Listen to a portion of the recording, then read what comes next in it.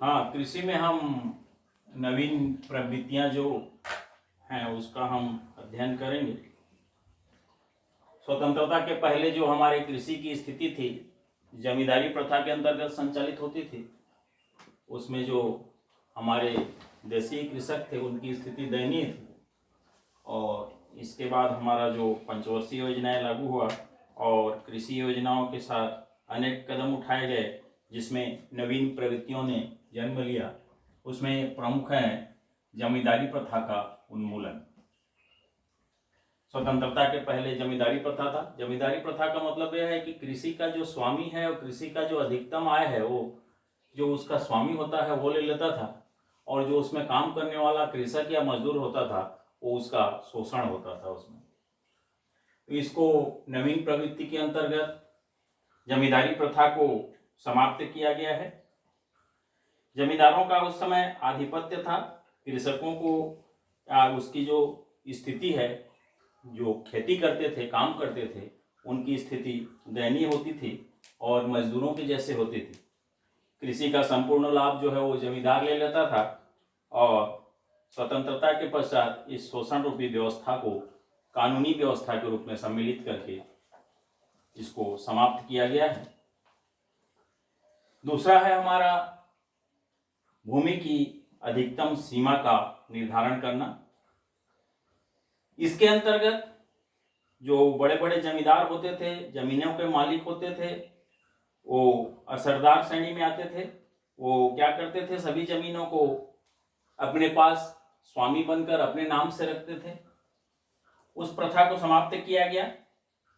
इसमें जमीनों को जो भूमिहीन हैं, जो कृषक हैं, जो मजदूर हैं, उनको उनके जमीनों को दिया गया, बांटा गया, समान मात्रा में उनको वितरित करने की व्यवस्था की गई।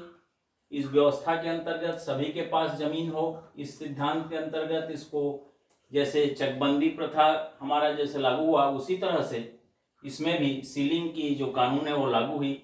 एक निर्धारित सीमा में वो जमीन रखेंगे और बाकी जमीनों को वो कृषकों को या भूमिहीनों को बांट दिया जाएगा। ये व्यवस्था इसके अंतर्गत की गई। इसके अंतर्गत एक भूमि की अधिकतम सीमा का निर्धारण भी किया गया ताकि आप अधिकतम उतना ही जमीन रख सकते हैं और शेष जमीनों को आपको बांट देना है या छोड़ देना है। सरकार उसकी व्यवस्था के अंतर्गत वितरण करेगी। तीसरा हमारा पंचवर्षीय योजनाओं को लागू करना।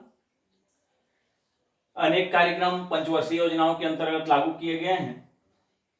इसमें हम सबसे पहले देखेंगे बहुउद्देशीय योजना।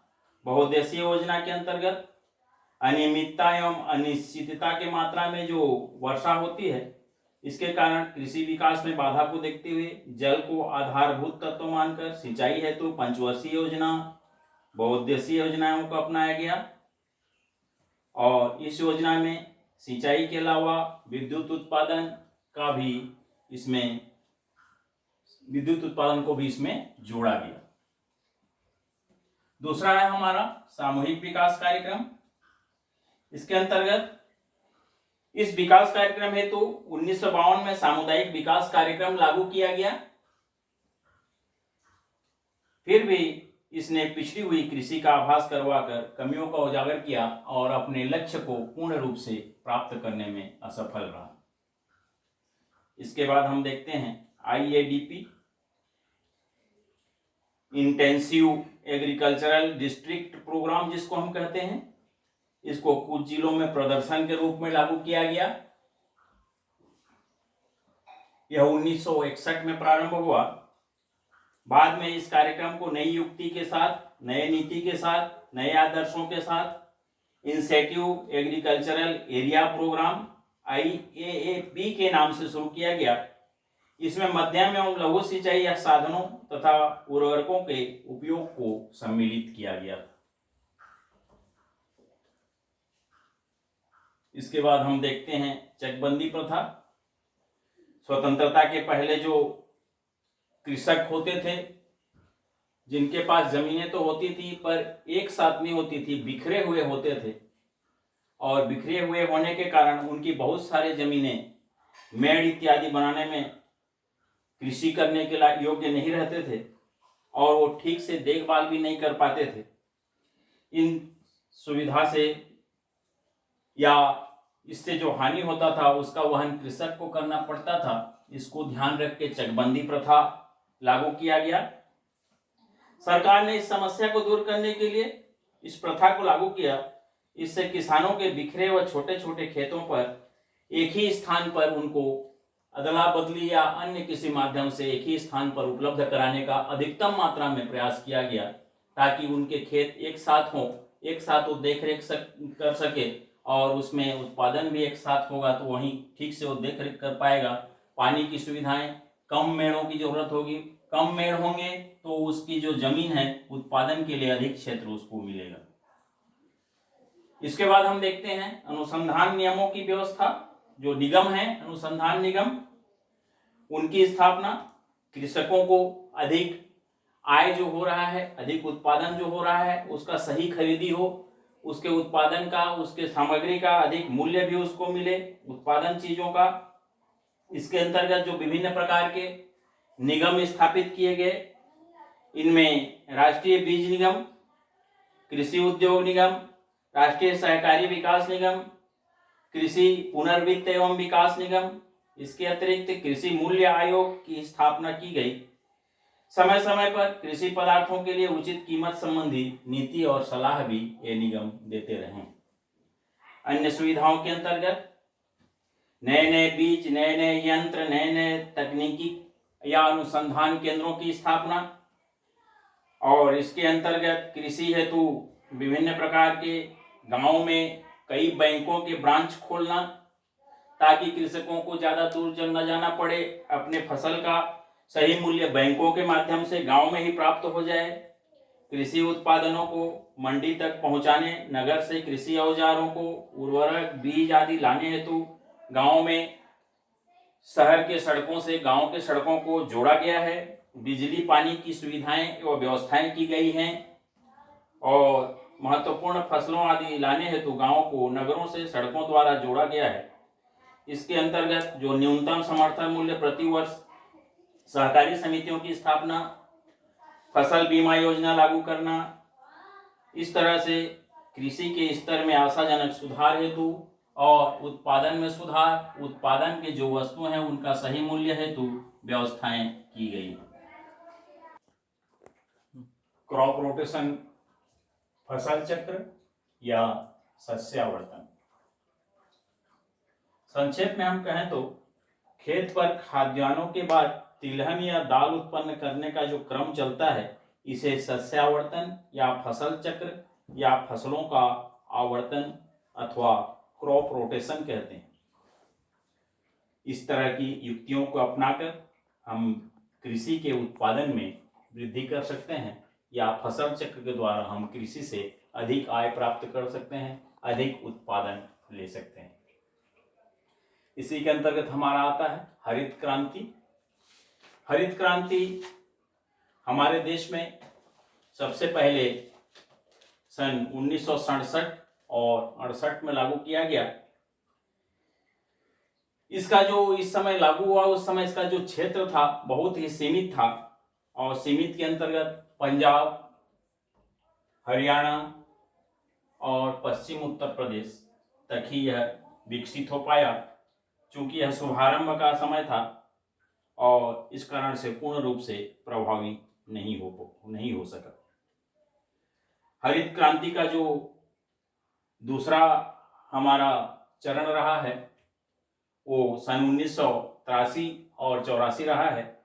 इसमें भारत के कुछ अन्य राज्य जैसे हमारा वेस्ट बंगाल, बिहार, उड़ीसा, आंध्र प्रदेश, मध्य प्रदेश और जो पश्चिमी यूपी के बाद बचे हुए शेष उत्तर प्रदेश के क्षेत्र हैं, वहां तक इसको विस्तार किया गया। इसका प्रमुख उद्देश्य यह रहा हरित क्रांति का कि हम अल्पकाल में कृषि उत्पादन में बहुत विकसित स्थिति में सुधार करें। दूसरा हमारा लंबी समय अवधि तक ऊंचे कृषि उत्पादन के स्तर में बने रहने के बल पर भारतीय कृषि कि स्थिर चली आ रही दशा में हम परिवर्तन करें, और वह परिवर्तन जो है हमको देखने को मिलता है। और उस परिवर्तन को देखने का जो स्वरूप है, हम देखेंगे कृषि के जो उत्पादन है उसमें वृद्धि हुआ है। साथ ही साथ कृषि उत्पादकता में अथवा प्रति हेक्टेयर औसत उपज में भी वृद्धि हुई है, और इसका श्रेय हमारे हरित क्रांति व्यवस्था को जाता है। इसके बाद हम देखेंगे भारत में कृषि की क्या क्या समस्याएं हैं। इसमें हम देखेंगे हमारा जो देश है इसके लगभग 70% जो जनसंख्या है खेती पर आधारित है, खेती पर निर्भर है वो। और खेती की जो कृषि की जो दशा है वो आज भी संतोषजनक नहीं है। जनसंख्या की अनियंत्रित वृद्धि ने कृषि पर गलत प्रभाव भी छोड़ा है। इसके पश्चात भी स्वतंत्रता के बाद जो कृषि विकास के लिए बहुत सारे कार्य किए गए, शासन के द्वारा व्यवस्थाएं की गई, और उसके अंतर्गत उन्होंने जो अध्ययन किया उसमें कृषि की जो महत्वपूर्ण समस्याएं आई उसमें प्रति व्यक्ति भूमि की उपलब्धता का कम होना, जनसंख्या तीव्र गति से हमारे देश में बढ़ रहा है, फलस्वरूप प्रति व्यक्ति उपलब्ध भूमि का औसत निरंतर कम होता जा रहा है। 1951 में औसत 0.75 हेक्टेयर प्रति व्यक्ति था, 1961 में 0.30, 1971 में 0.29, 1985 में 0.15 हेक्टेयर प्रति व्यक्ति हो गया है। विश्व का औसत 4.5 हेक्टेयर प्रति व्यक्ति है। इस दृष्टिकोण से भारत में प्रति व्यक्ति भूमि की औसत उपलब्धता अत्यंत ही न्यून है, कम है। दूसरा हम देखेंगे कृषि भूमि का असंतुलित वितरण। इसके अंतर्गत हम देखते हैं खेतों के छोटे आकार, बिखरे हुए होने के कारण आधुनिक विधि से कृषि करना समस्या मूलक है। भूमि की जो बिखरी हुई व्यवस्था है इसको दूर करने के लिए सरकार के द्वारा स्वतंत्रता के बाद चकबंदी प्रथा को भी लागू किया गया था, और इसके बाद 1% धनी जो किसान जमींदार होता था उनके पास कुल भूमि 20% है। देश में 10% किसानों के पास समस्त कृषि भूमि का 50% है, और देश के 89% किसानों के पास कुल भूमि मात्र 30% है। इस प्रकार एक किसान के पास अधिकतम 0.1 हेक्टेयर भूमि है, और यह भूमि भी अनेक छोटे छोटे खेतों में बिखरे हुए हैं, जो कृषि की मुख्य समस्या है। तीसरा हम देखेंगे फसलों की न्यूनतम उत्पादकता। देश में फसलों का प्रति हेक्टेयर उत्पादन विश्व के कई देशों से कम है। इनमें हम प्रमुख रूप से 4 फसलों का देखेंगे। गेहूं भारत में औसत उपज 18.7 क्विंटल है, जबकि डेनमार्क तथा नीदरलैंड में औसत क्रमशः 41.6 तथा 40.4 क्विंटल है। चावल का हम देखेंगे, हमारा जो देश है प्रति हेक्टेयर 1.9 क्विंटल है, जो सोवियत रूस के 8.4 तथा संयुक्त अरब गणराज्य के 7.8 क्विंटल प्रति हेक्टेयर से काफी कम है। विश्व का औसत 3.4 क्विंटल है। इसके बाद हम देखेंगे मूंगफली का।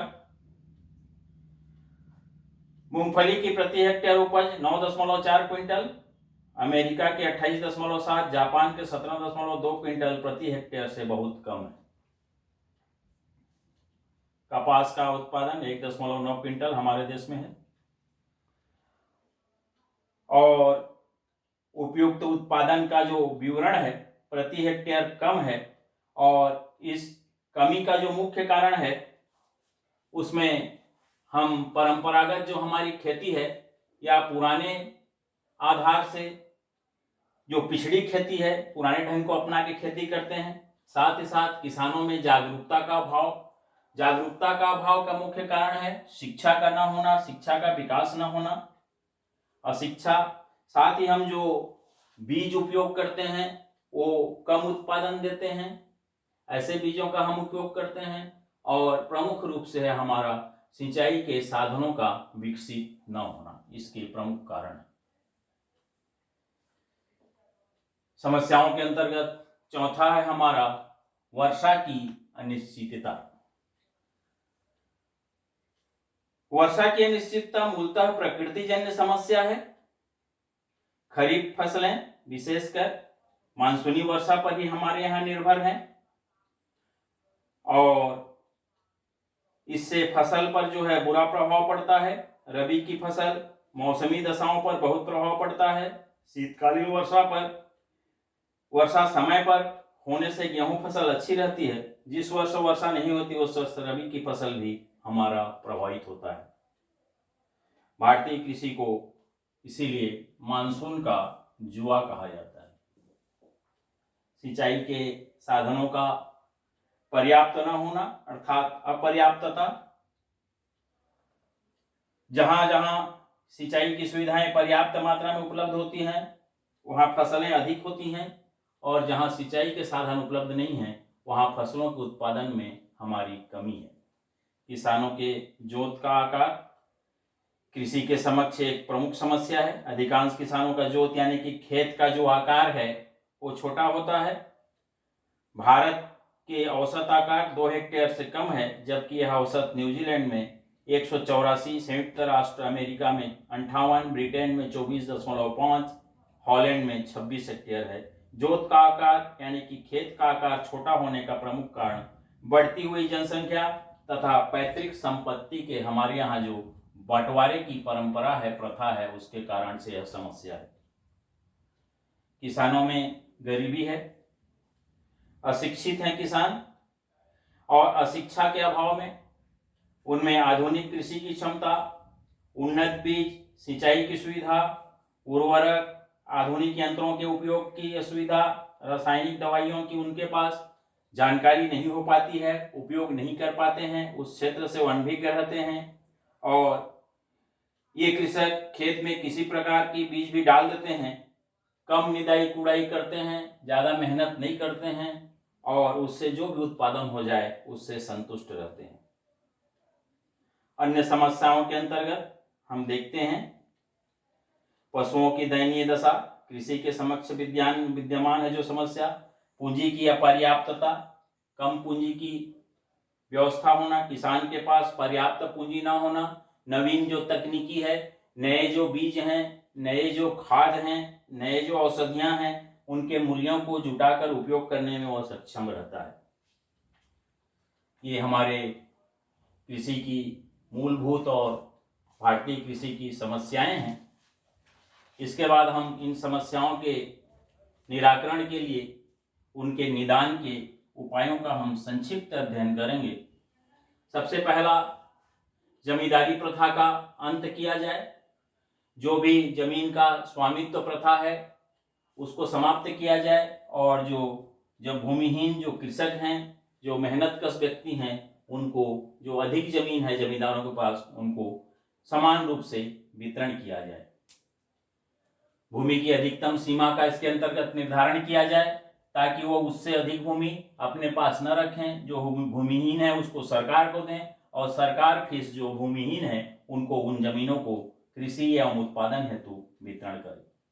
चकबंदी प्रथा जो सरकार के द्वारा लागू किया गया है, जो बिखरे हुए जमीन है जिनमें उत्पादन लेने में समस्या हो रही है, देख रेख में समस्या हो रही है, उसको दूर करने के लिए शासन के द्वारा जो चकबंदी प्रथा, एक जमीन के साथ जोड़कर रखने की जो प्रथा लागू की गई है, जो नियम बनाए गए हैं, उसको प्रभावी ढंग से लागू किए जाए। चौथा हमारा है किसानों को उन्नत कृषि के लिए, अधिक उत्पादन के लिए, अच्छे बीजों की जानकारी के लिए, अच्छे फसलों की जानकारी के लिए, अच्छे जो मूल्य दे सकें ऐसे बीजों की, ऐसे फसलों की, ऐसे सामग्रियों की उपलब्धता के लिए उसको ट्रेनिंग एवं प्रशिक्षण दी जाए ताकि वो नए नए तकनीकियों का उपयोग करे और अधिक से अधिक उत्पादन ले सके। उत्तम बीज, जो अधिक उत्पादन देते हों कम क्षेत्रों में, जो यंत्र हैं जो खेती के क्षेत्र में उपयोग होते हैं, उत्पादन में किसान के लिए उपयोगी हैं, किसान के मित्र हैं, उसमें सरकार को चाहिए कि ऐसे यंत्रों पर वो छूट दे और किसान को कम मूल्य पर इन यंत्रों को उपलब्ध कराए। ग्रामीण क्षेत्रों में शिक्षा का विस्तार हो ताकि जो किसान है वो खेती में होने वाले उपयोग, बीज, खेती के प्रकारों, पानी की व्यवस्थाओं, इस सब की जानकारी उसके पास हो सके, वो शिक्षित हो सके और शिक्षा के साथ खेती के उन्नत पद्धतियों में जुड़ सके।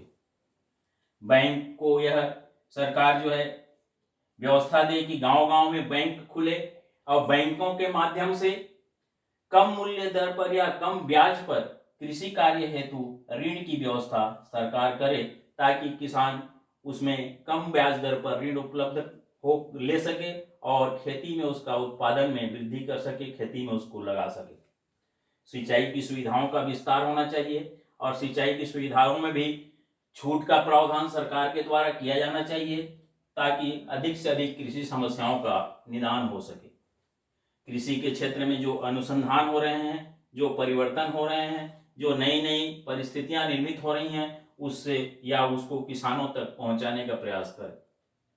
जो उसके उत्पादित वस्तु हैं, उत्पादित सामग्री हैं, उसका उचित मूल्य सरकार निर्धारण करे, न्यूनतम सरकारी मूल्य निर्धारण करे, उससे कम पर कहीं पर खरीद बिक्री न हो, ऐसी व्यवस्था उसको करना चाहिए।